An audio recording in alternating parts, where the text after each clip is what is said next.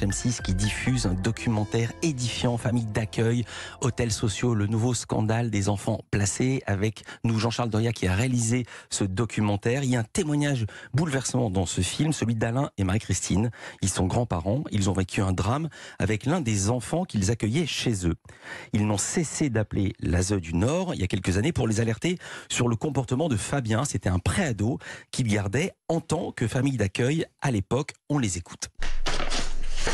Ouvre le robinet de gaz à plusieurs reprises. J'ai fait installer un robinet d'arrêt de sécurité. A mis le feu dans sa chambre avec un briquet venant de chez ses parents. Mon mari a juste eu le temps de stopper un incendie dans sa chambre. Donc là, c'est de nouveau une note d'information du 20 juin 2017. Se caresse sans cesse le sexe et se trouve en état d'érection permanente.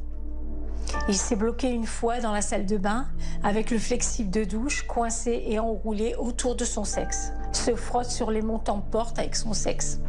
C'est incroyable. Et toujours pas de réponse.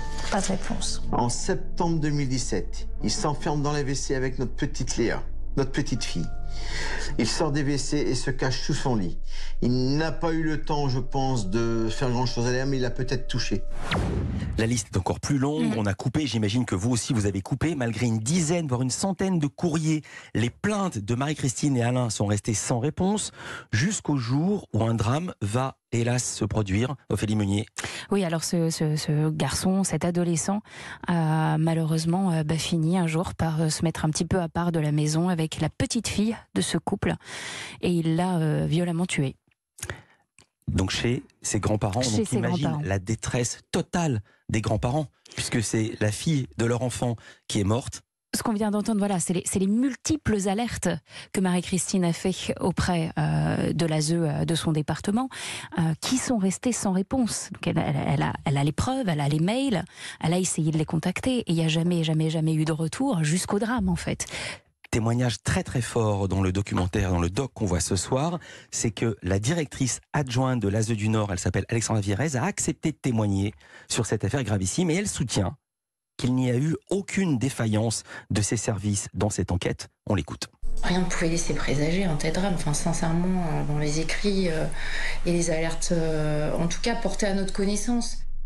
Lorsqu'on regarde les alertes, justement, met en danger ma famille, il met le feu au matelas de sa chambre, il ouvre les bouteilles de gaz de la cuisine, il tente d'agresser sexuellement un autre enfant de la famille. Vous voyez ce qu'elle vous dit maintenant, c'était pas forcément dans les notes de l'époque. Moi, je pense pas qu'il y ait tout ça dit. En fait, c'est ça, là, on n'est pas d'accord. Donc, Vous pensez pas que ce soit écrit ? Non, je n'ai pas cette impression. Je vous assure qu'il y a tous les éléments. Hein. Bon, écoutez, on n'a pas le même dossier. Hein. Franchement.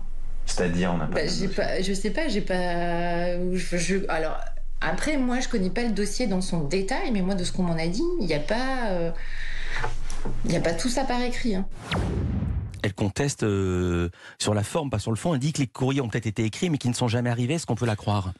Non, on peut pas la croire. Alors peut-être que là, 3 ou 4 ans après, elle ne sait plus, mais c'est quelque chose qui se retrouve dans toutes les interviews que j'ai faites des élus. C'est le déni, l'ignorance.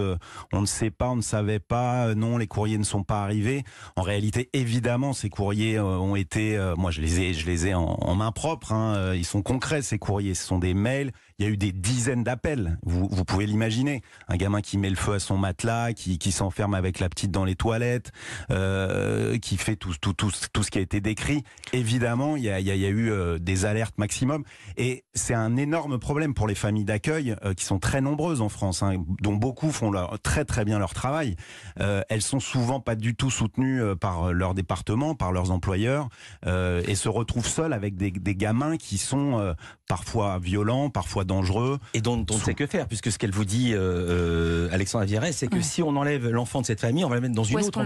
On va ne faire que déplacer le problème et on va pas le mettre en prison, puisque on va pas faire de la prison préventive, Ophélie Meunier. En fait, on a le sentiment dans cette interview avec cet élu qu'elle tente de protéger ses équipes, mais d'une certaine manière, enfin, moi, ce que je ressens quand je l'entends, c'est qu'elle reconnaît qu'il y a eu qu'il y a eu problème, qu'il y a eu une défaillance, mais elle a plus les moyens. En fait, c'est ça qu'il faut lire dans les interviews réalisées par Jean-Charles, c'est qu'en fait, tous ces gens des départements ne veulent pas accabler leurs équipes, mais la réalité, c'est qu'ils sont un peu obligés de reconnaître que c'est défaillant aujourd'hui.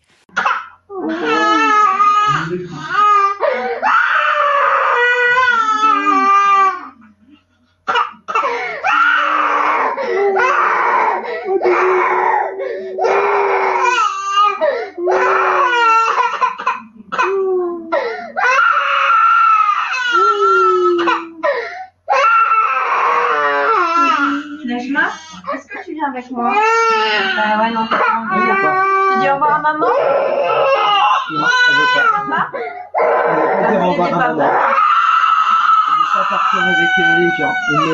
Elle veut pas partir avec les gens. Non.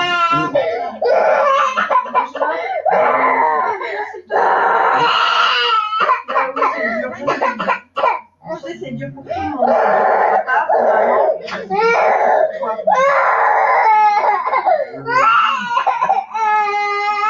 Vous montrez sur les médias comment on arrache les enfants. Je suis avec vous aidez pas là. Si, regardez, je fais rien pour la retenir, hein. C'est bien même qu'elle arrache.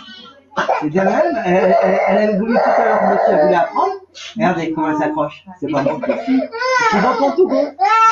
Et puis on peut Regarde, maman elle va faire une vidéo, mon cœur. Je vais montrer à tout le monde. Comment ça se passe. Voilà la décision du juge aujourd'hui. Voilà. La décision du juge aujourd'hui, c'est de placer mon enfant, de laisser mon enfant en foyer jusqu'au mois de mai. Regardez l'état de mon fils. Regardez bien l'état de mon fils. Voilà, là je suis en direct du tribunal avec mon enfant. Regardez bien. La juge a rendu son verdict. Mon fils est placé en foyer jusqu'au mois de mai. Mon fils est placé en foyer jusqu'au mois de mai. Et j'ai juste un droit de visite par semaine. Un droit de visite par semaine. Un putain de droit de visite par semaine. Pas d'appel avec mon fils, rien du tout. Regardez mon fils dans l'état qu'il est. Regardez. Il veut même pas me lâcher. Regardez dans l'état qu'il est. Regardez. Voilà. Et on m'accuse d'être une manipulatrice. Voilà. Regardez mon fils. Regardez mon fils. Madame. Voilà. Vous avez vu? Vous voyez un peu la justice française? Regardez bien la justice française. Les gens qui réfléchissent ou qui donnent les ordres pour que l'aide sociale à l'enfance puisse avancer dans les meilleures conditions possibles. Exemple, les élus municipaux.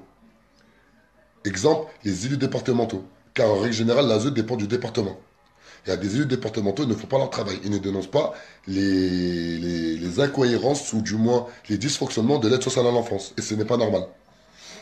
Exemple, les responsables associatifs qui ont des associations qui ont pour but d'accompagner les personnes placées par l'aide sociale à l'enfance et qui font du business sur de la misère humaine. Car il ne faut pas oublier qu'un enfant en très grande difficulté, exactement ils disent en TGD, un enfant en TGD coûte exactement 1090 € par jour à l'État.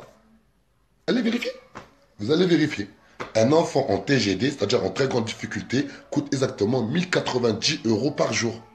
Je vous promets, donnez les 1090 € à une maman qui a un enfant à qui elle n'arrive pas à s'en occuper, vous allez voir qu'en un an, elle va très bien s'en occuper.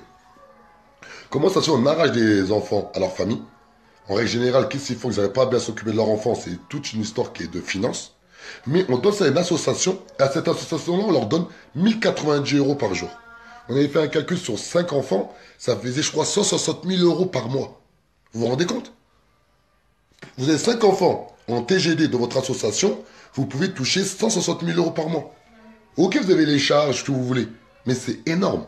C'est une grosse somme. Mais cet argent-là, c'est nous, on la paye avec nos impôts. Bien sûr, je dis vrai, Abdelrahman. Heureusement, je dis vrai. On s'est renseigné.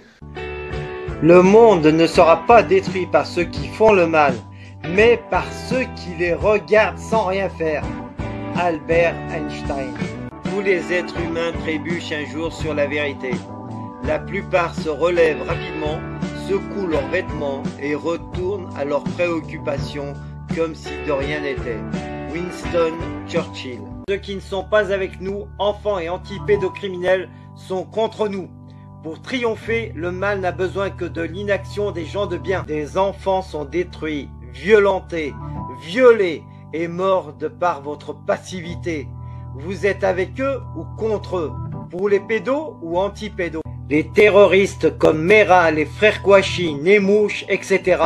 Les délinquants, violeurs d'aujourd'hui, de demain, sont aussi les fruits de la pieuvre via l'aide sociale à l'enfance. Des centaines de milliards d'euros ont alimenté les pédocriminels de l'aide sociale à l'enfance et complices. Et ça continue avec vos impôts. Les audiences concernant des enfants innocents se font dans des huis clos sans public. Les enregistrements vidéo ou sonores, ils sont interdits. Pourquoi? Les dossiers sont inaccessibles aux enfants ou à leurs parents qui les défendent. Pourquoi cette opacité? Pourquoi cette injustice de la justice pour des enfants innocents qui les pousse à être violés, violentés et à la mort? Les impliqués, magistrats, membres de l'aide sociale à l'enfance, etc. dans les dossiers d'enfants innocents ne veulent pas remplir des attestations sur l'honneur dans l'intérêt des enfants en lesquels ils certifient ne pas transgresser les lois, donc respecter les lois. Pourquoi refusent-ils de confirmer leurs actes? Si la pieuvre agite impunément depuis une quarantaine d'années, cela est dû à l'absence de médiatisation et à la désinformation qui fait que les médias ou politiques qui ont évoqué le sujet parlent de dysfonctionnement de l'aide sociale à l'enfance, soit trouble dans le fonctionnement, ce qui est mensonger. Un dysfonctionnement rénal ou d'appareil est traité et réparé dans les heures, jours qui suivent. Pas laisser 40 années dans le même état. Les services publics sont au service du public. Tous les membres de services publics doivent être responsabilisés personnellement quand ils agissent pour nuire sciemment envers les citoyens de France. Soutien à la COPRASP, Commission populaire de répression des abus de services publics, composée de citoyens de France sans lien avec les services publics. Soutenez la SPE, Société Protectrice des Enfants, sur Facebook et partagez-la, ainsi que la chaîne YouTube CriminalX, résolument anti-pédocriminel. Pour soutenir CriminalX et libérer les enfants victimes de la pieuvre pédocriminelle via ASE, Aide sociale en France, pour combattre la pédocriminalité, je vous invite à faire des dons sur le compte qui suit. Ma chaîne étant bloquée, je vous invite à cliquer sur la cloche et à choisir l'option toutes pour recevoir les notifications des nouvelles vidéos publiées. Merci.